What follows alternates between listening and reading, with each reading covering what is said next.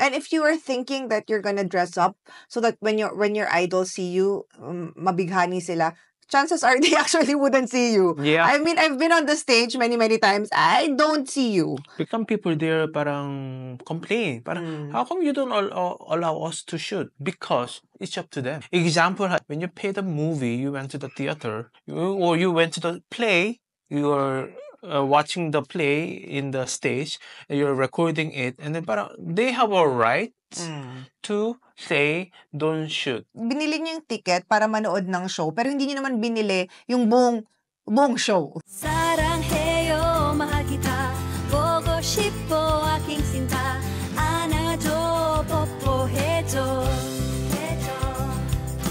tunay na pag-ibig na Hi everyone! Welcome to another episode of All Things K, an Anima podcast. Welcome guys. Thank you for always tuning in to our podcast. We are your favorite Filipino-Korean couple. We are the creamy couple. I am Kring Kim. And we are very excited for today because itong topic na to, the reason why we decided on this topic for this week is because parang napansin namin, medyo bago na yung crowd na uma-attend sa mga concerts and fan meetings recently. Yes, I think it's how do I say it? It's idol concert, diba? Maybe they have been to concert like see Regine Velasquez and Curtis Viscanda. But the idol concerts, they have different culture. They have different regulation, different discipline, what you have to follow. And then also what you have to prepare and expectation. Yes, and I'm sure also a lot of our viewers as well have been to some K-pop or concerts or K-drama fan meetings, or maybe a lot of these events as well. So I'm sure ma-enjoy nyo tong topic na to. And we're basically gonna just share the parang general do's and don'ts when attending these, especially Korean idol or actor events or concerts fan meeting. Yes. Kasi siguro iba yung culture sa Thai, di ba? Iba yung culture sa Japan. J-Rock, for example. But or Korea din, iba din. Kasi basically, mas strict talaga Korea and Japan. Yes. So, kung gusto niyo pong matuto, this is the perfect video for you to watch. Now, as someone who was like, been to many, ang importante to prepare when you're attending these concerts, at syempre, a lot of people, they have iponing sila ng sobra for this, di ba? Yes. So, they have to, parang kumbaga, pinag-ipunan nyo na to, pinaghirapan nyo na, galingan nyo na dun sa araw mismo. Yes. And the main important thing is that, before you even leave the house, you have to eat well and dehydrate well. So your stamina is really important because, example, there are so many venues like NFT, Araneta, Mo Arena, or Bulacan, Philippine Arena, Skydome. They have different conditions. Yes. Some are air conditioned, some are not. Some open air. Some open air.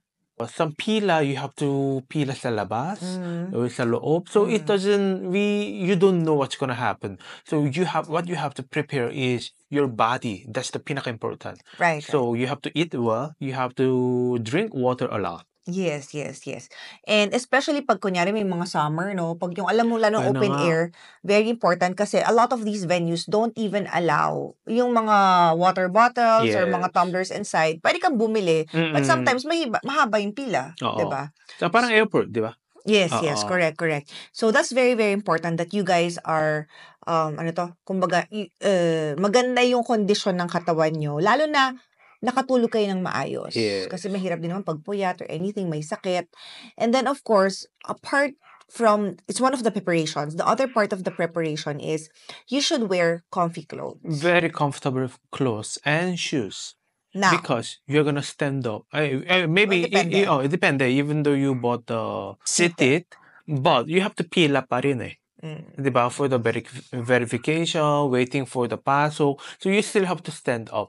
So your shoes has to be very comfortable unless pagod ka na already before the show. Or also, unless kung hindi naman din siya, how do I say it, hindi rin niya may mga tao kasi, they don't wanna pila. They just go there on time. On time. Pwede parang din. ganyan, wala Pwede na din. pila-pila. Hindi na ako mag-participate sa mga events ng ganyan. Yung may Tama. mga freebies, okay lang. Umaura kayo. And also, I know a lot of these mga fans, it's the only time that they actually get to dress up.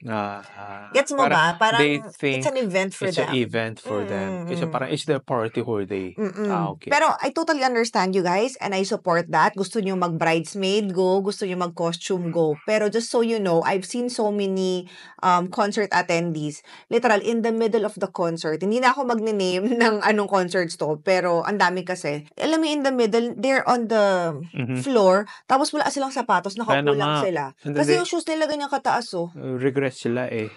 Kasi especially for sa mga VIP standing, they want to be taller so that they can see the idols more.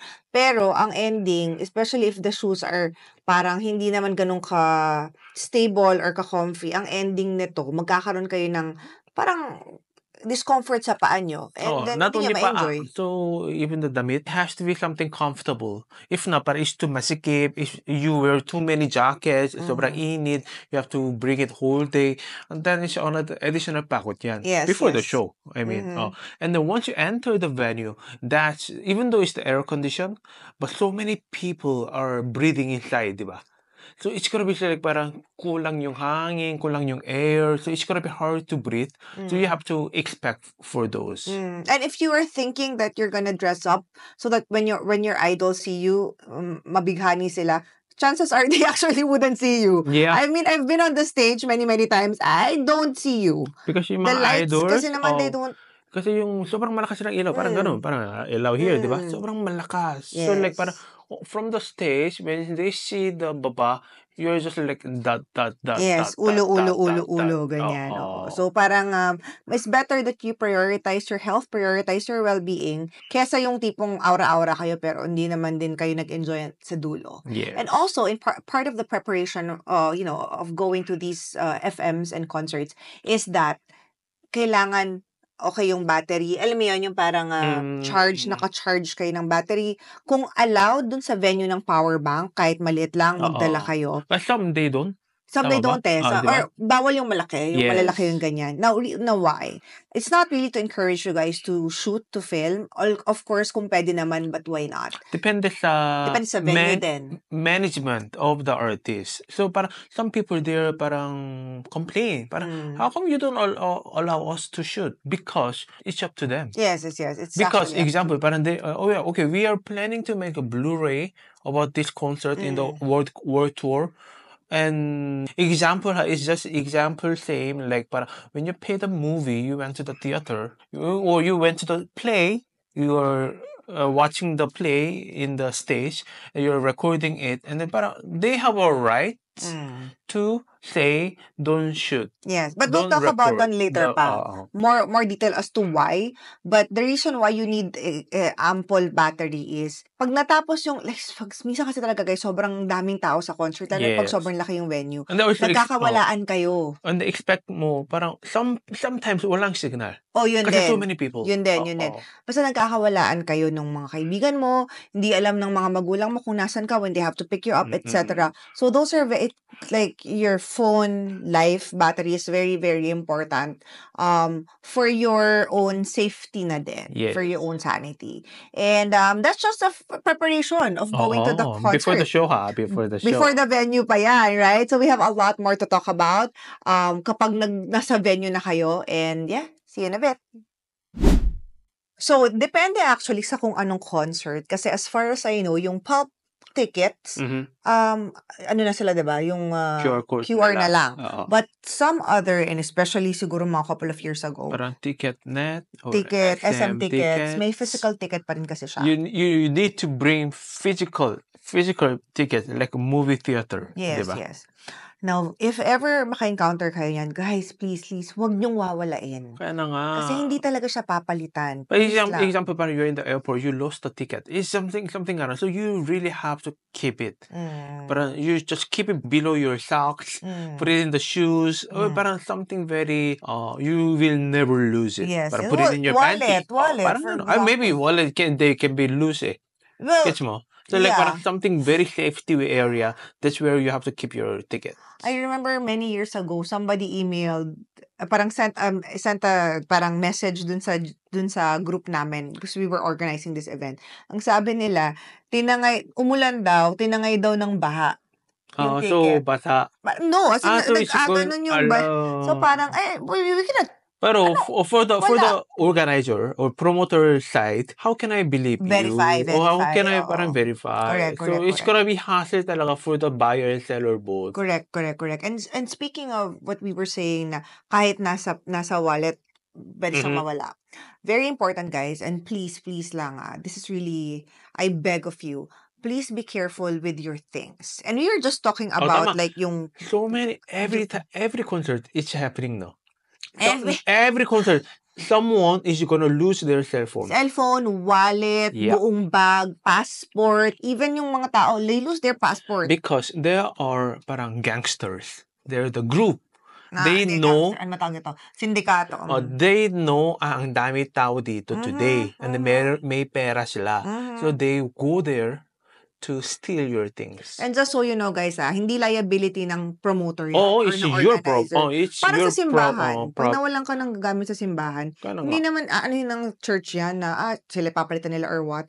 Hindi eh. Tsaka kahit may mga police sa vicinity, kung may magnanakaw talaga. Alam nyo naman yan eh, di ba? So, Lalo nandito sa atin. So what you can do is to just have the police report. Yun lang. No, But everything is latter. your responsibility talaga. So like, keep your things. Kumbaga, yung bag na gagamitin nyo, siguraduhin nyo na may zipper, properly locked, nasa harapan nyo, ganon. Talagang aware kayo sa paligid ninyo. For my 2 cents, do not bring so much things. Also, that's para make it very comfortable. Right. Bring your small bag sa harap mo, cellphone, wallet, parang mga things, mga makeup, kit, super maliit lang. And then just keep it away sa harap mo. Yun lang. So do not bring so much like backpack. It's too much. And when you get to the venue, hindi pala pa tayo sa loob, nasa venue pa lang tayo. So, whatever yan, NFT man yan, MOA Arena man yan, or Araneta, when you get there kasi, especially kapag idol groups to, a lot of the fan bases, depende sa promoter kung papayagan nila, but a lot of the fan bases and individual fans, they have mga freebies that they give away. So, it's also very important that you are, unless ayaw nyo talaga, diba? But kung gusto nyo yung mga freebies, ganyan, dapat aware kayo kung sino yung nagpapamigay, sino yung nasan siya nakapwesto. Kasi dati naman, hindi naman uso yung fan zone eh. Si Happy lang nagpauso niyan para talagang may isang lugar for the fans na pumunta.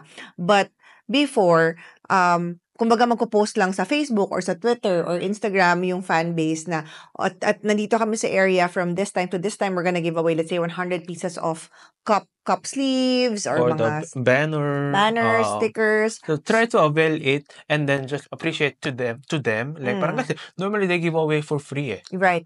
It's for the love actually because they love the artist so much. Correct. It's like literally they don't earn anything but they just do it for the love. And of course, once you are in the line, hindi pa kayo nakapasok ka, please, I beg of you. And this is also... Please behave. Please behave. Don't push. Do not cut the line. Huwag tayo nangaaway ng mga tao.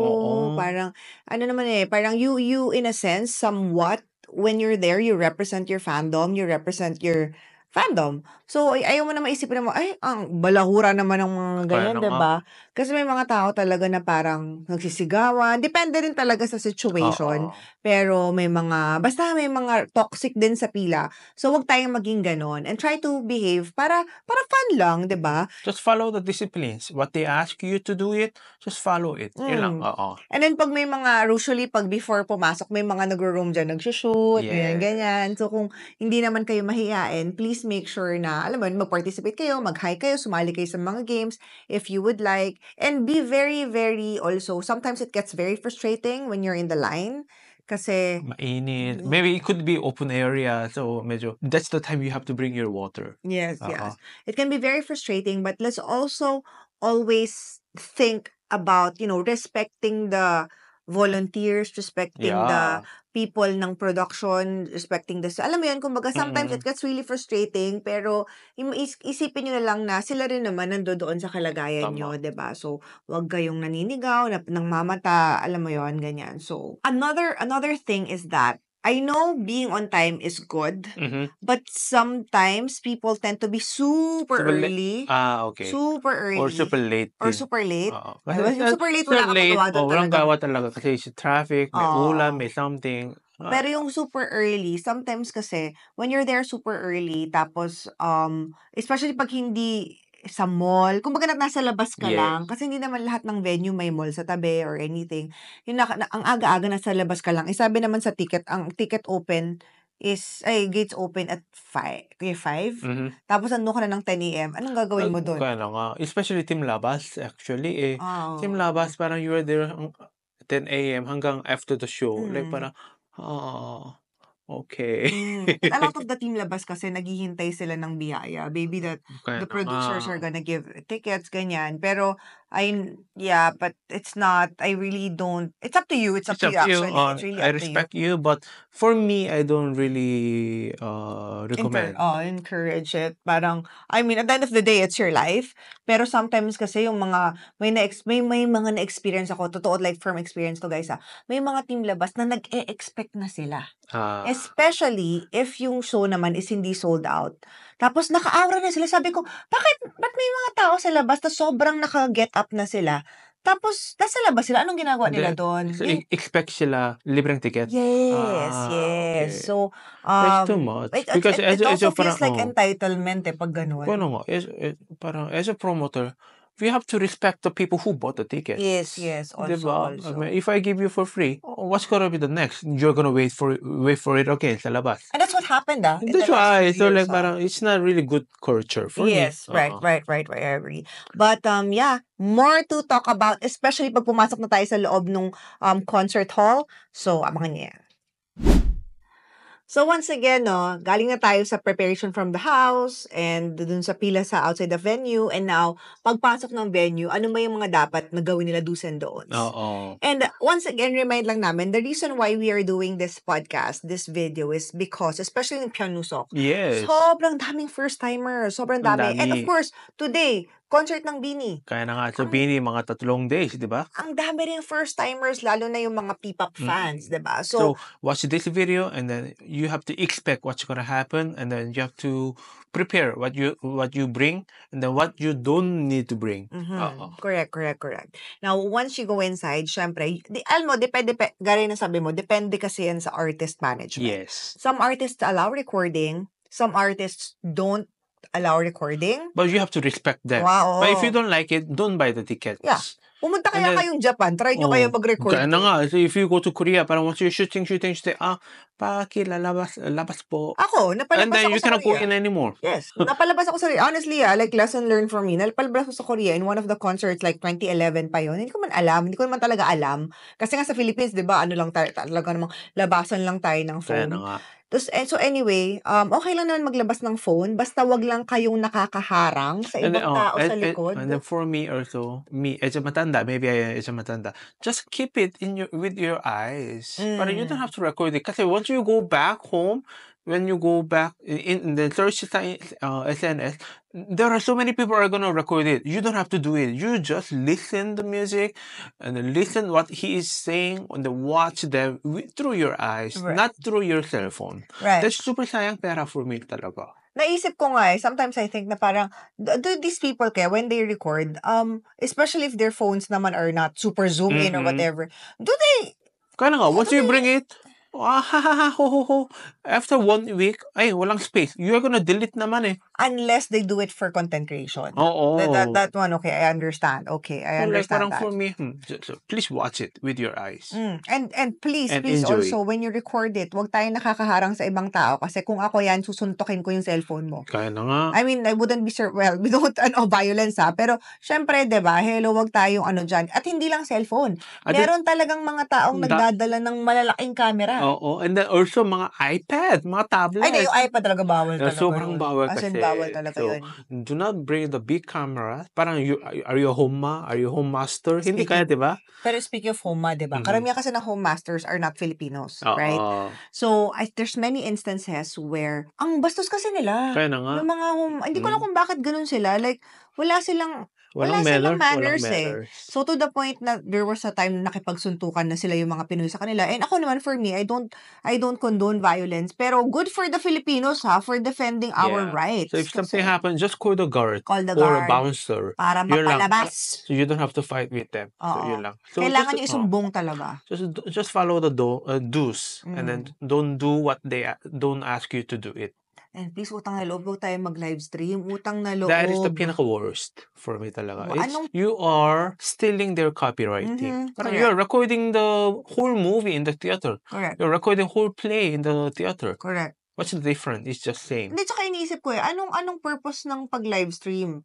Is it for clout? Like, maybe something ganun daw.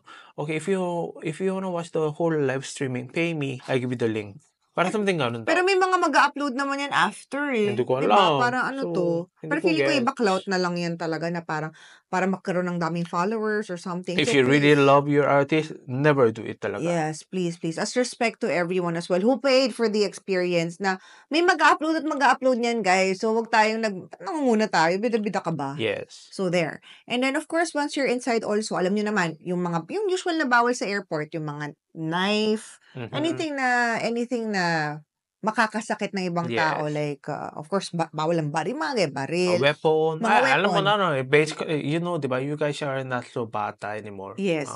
And then recently, I'm just about it kasi yung mga banners nung araw kasi when I was younger, it was easy to parang bring, alam mo yung mga parang mga cartolina na mga banners, pero recently the venues have not allowed that. Because it's too big. It's too big. And then you're blocking the people sa likod. Yes. Talaga. So they cannot see the stage anymore because of your banner. Yes. Then they have rights to say something about your banner.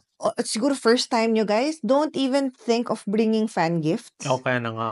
Kasi, parang, this is for the gift naman eh. Bakit bawal? Parang you think it's allowed, but they don't. Yes. So don't expect anything from them to allow your gift. Yes. Kasi they don't know what's inside. Diba? Actually first, diba? Especially sa food, they don't know saan siya galing. So, respect them also. Parang, it's a goodwill naman eh. It's a gift for them. Ano, bakit hindi pwede? Don't think that way. So, they have rights to refuse also. Dalawang bagay lang yan na maaalaw yan. First, it was pre-coordinated, which is, it happens a lot. Kumbaga, alam na ng promoter, alam na ng... Kumbaga, naka-coordinate na kayo. Kaya, okay, papayagan yan. Pangalawa, it hasn't happened in so long. I mean, it's been a while since I've seen this happen. Dati kasi may mga box sila sa entrance where you can leave your gift. So, that used to happen. I haven't seen in a while. Pag may mga ganun, ina-announce naman yan before. So, at least alam nyo na, sige, pwede ako magdala. Pero, prior to, other than that, we really wouldn't recommend kasi masasayang lang yung gift nyo dahil hindi naman yan mabibigay sa artist talaga. Mabigat, diba? Saka malaki. Paano nila uuwi yan? You're gonna bring it whole day. Diba? Sayang effort. Correct. Do you have other do's and don'ts? Ako, like, as a host, meron ako, it's not really a do and don't, no? Pero ako personally, parang meron lang akong naging experience na nag-host ako on stage and then may isang fan na sigaw ng sigaw. Sigaw ng sigaw. Pero okay lang magsigaw, guys, Don't get us wrong. Like, okay lang naman sumigaw. Kasi we all sigaw. We all do that. Pero ito kasi, like, especially lalaki siya. Tapos, okay lang once, but then sobrang paulit-ulit na... But he wanna get the attention.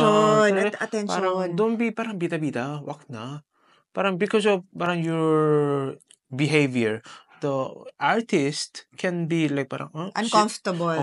Sira ng mood. Then everyone is gonna lose that moment. Again, it's okay once, but after that, na dire-diretso, parang, hindi na siya funny. So, please, let us respect that. So, everything is respect talaga. Respect to your sa tabi, yung other audience, respect to the artist, respect to the venue, respect to the promoter, respect to yourself also, actually. Kasi binili niyo yung ticket para manood ng show, pero hindi niyo naman binili yung buong buong show. You know what I mean? It's really not yours.